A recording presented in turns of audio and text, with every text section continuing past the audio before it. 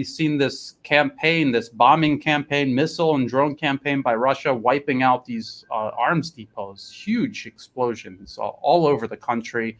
They don't have ammunition to spare. The West doesn't have ammunition to spare to replace anything that they lose or expend. So that has to be impacting their offensive potential, but to what extent? And we saw the Patriot missile system. The Ministry of Defense in Russia is saying they destroyed a radar station and several launchers. That's what they claim, at least. And the U.S. officials admit something got damaged, but they don't want to say what. Angelo, Danny, what do you have to say about the situation in Ukraine? I made a quick calculation, Brian, on the last week, how much in a few strikes, how much has been going into flames. I mean, basically, a Patriot system is a $1.1 billion. That's the cost. It's extremely high. They fire 30 missiles, Patriot missiles. Each missile is between $4 to $5 million. That makes it $150 million. And there was this huge ammunition depot. And there was actually, they blew up. And that's around $500 million of worth of ammunition. We are talking about $2 billion that went into flame. So if you are, I don't know, EU or US taxpayers, that is where your money is going right now. And I think it's very interesting to see the timing. You see, I think that Putin has been waiting for this accumulation before striking. He was just waiting. For the right timing. You're filling the whole depot, and I'm going to fire on you.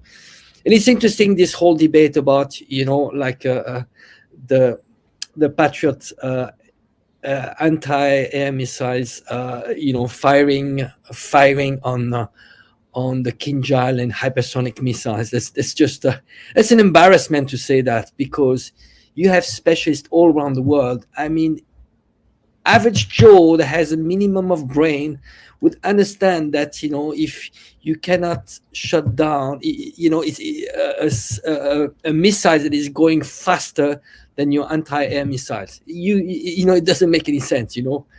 So that's an embarrassment. Just lies upon lies. So many lies. Just think about how many lies we've been told. We've been told that Russia is firing its own nuclear power station. It's firing the prisoners of Azov, and so on and so on. It's just you don't know what to what to say. And I'm watching these days like French TV, and they are really saying every single day, even in Bakhmut, they are saying that actually Ukraine is gaining ground. It's just absurd. It's going against actually the official narrative of Ukraine and the US and ISW. It's absurd. Danny, what about American TV? How are things going there in the US? With the media? I mean, the TV. I mean, it's absurd. Mainstream media is trying to. I think Angelo is 100% correct. They try to double down on their narrative, but each and every day there are these admissions that, exactly as we've been talking about for many weeks on our programs, that things aren't going so well. I mean, even in this recent missile attack, the first thing we heard was Ukraine shot all of the missiles down. They shot all of the strikes. There were 6 of them, right? Ukraine did that. And then Russia said, well, not so fast. That's definitely not true. And then you hear, oh, well, actually, these missile strikes have not only targeted but hit the Patriot missile system. And now CNN, as you said, Brian, doesn't even want to mention what exactly they hit. Other mainstream media sources, of course, they do all the same thing. They repeat all the same stories. They coordinate with each other because it really is essentially one media outlet in the United States, and that is the outlet of the government, ironically, since we've talked about how China and Russia are deemed state-affiliated media, all of their media. But in the United States, media is so concentrated in the hands of just a few companies, and they're so embedded in the military-industrial complex, they end up just parroting the Defense Department. And I think what's also stunning is that you've had stories over and over and over again over the past several weeks. I know you've covered this, Brian, the Politico report about how Ukraine aid may be drying up very soon. There's huge domestic problems in the United States around this so-called debt ceiling. There's all kinds of efforts to not just squeeze ordinary people in the United States economically, but there are also efforts to wind down this Ukraine aid because sometime in July to September, that $48 billion package that was signed off on is going to run out of cash. There's not going to be none left. So it's unclear how much, given the political climate in the United States, is going to be available for Ukraine in the future, meaning that, well, if Russia starts actually blowing up Patriot missile systems, there may not be money. If there are even Patriot systems left to give, there may not be money to supply Ukraine for them to pay for it because the United States doesn't give anything for free. They're not giving any weapons for free. All this whole effort to soup up Ukraine, militarize it, also has this catch-22 of, well, Ukraine's going to have to pay everything back, or they're going to have to fork over money to be accommodated in the way they have been. And well, I think that they're going to get more money, but the problem is they don't have more weapons to send. How do either one of you see this moving forward? And there's this G7 coming up. I'm sure that this is going to be at the center of everything they talk about, this and China, because it's Russia and China. This is what the G7 nations are trying to do, trying to contain them, trying to contain the multipolar alternative that is emerging because of what these two nations are investing in with their allies. How do either one of you see this going forward, Angelo? Well, you said it right just before. They might spend more money, but they don't have the industrial capacity to deliver. I mean, what I'm saying is that they might be able to produce, but not in a timely manner. It's going to be too late. By the time they produce what they need right now, it will be just too late. Now, when it comes to G7, I mean, you see how many sanctions have they put? There's nothing, absolutely nothing. Whatever sanctions they are putting now, it's going to be virtue signaling. It's going to be absolutely no effect. And you see now actually what they're targeting. It seems like they're targeting, they're doing like secondary sanctions. So whoever is helping willingly or unwillingly Russia to bypass the sanctions, they are going to sanction them. The effect, what is it? On the purpose was to isolate Russia. It's not isolating Russia. It is isolating G7, which is roughly 15% of the world's population. They're isolating themselves. The world is watching and they're like, what are you doing? You didn't learn how after so many sanctions. And the IMF said it clearly. Most of the G7 are not doing as well as Russia. Can you imagine? With all the sanctions they've put on Russia, they are doing worse than Russia. Russia is doing better. And I'm talking about IMF. IMF, this is Western G7 controlled, it's not, if you were to talk about, data coming from the Russian government, okay, you might say, like try to find excuses, but those are official IMF figures. Yes. Danny. Yeah. Well, I mean, I think what's been really interesting to watch is how there have been more and more rifts. Of course, Ukraine is a wholly controlled government of the United States and NATO. However, we've seen over the past several months, Ukrainian officials be very vocal about their displeasure with the fact that a lot of these weapon systems just don't end up on the battlefield quick enough. And as both of you have covered so well, even if they do get delivered, there usually is a long period of time to train on them. And now U.S. officials are bringing this issue up, which may actually factor into what are these packages going to look like in the future. There are some Republicans in Congress who are saying, well, it's just going to be put, it's going to be put on the back page of some budget. There will be money available for Ukraine.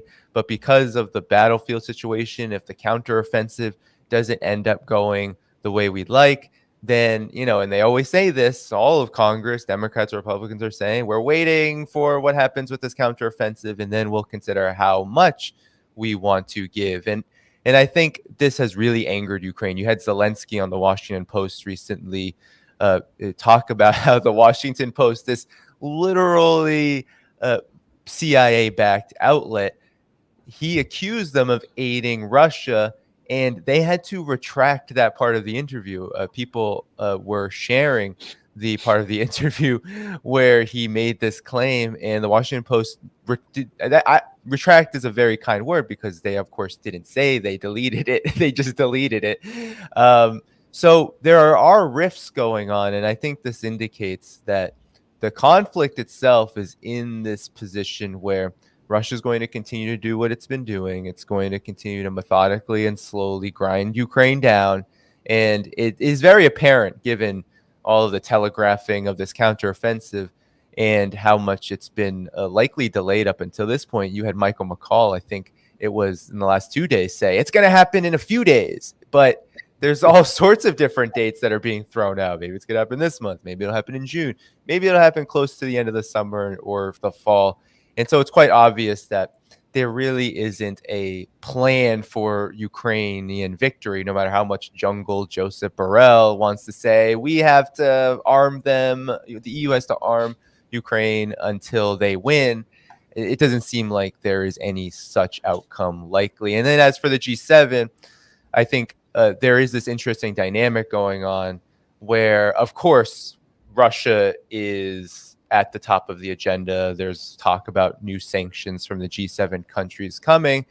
But supposedly this joint statement that's supposed to be released sometime before the 19th summit, that they're going to talk about China's economic coercion and how they're all going to collectively address it. But word is that all of these countries, except for the United States, are very divided on how they're going to address this. And I don't believe that there's going to be any statement that's going to specifically target China at this point. I think Europe is pretty divided, the European countries in the G7, and even Japan. It's been thumping its chest about Taiwan and doing its best to bow down to the United States.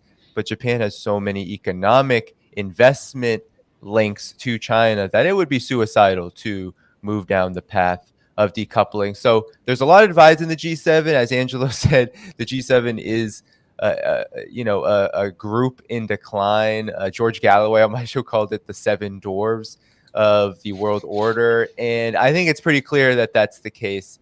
And it's not just even their populations being a minority of the global population, but all of their economies are declining. And that's the big difference between Russia and China in the G7, is that while Russia and China are growing, Russia, despite sanctions, their oil prices are actually raising because this oil price cap is a failure and they're able to trade with other countries quite easily. And of course, we all know that China is very stable, grew very rapidly in the first quarter of this year, and is consolidating a lot of political and economic capital through things like what it's going to host during the G7 summit, which is a Central Asia China summit, which is a huge part of this Belt and Road Initiative, because the Belt and Road Initiative begins in China and really does launch from Central Asia into Europe. And that is something that the United States is very keenly watching and discussing, I'm sure, as it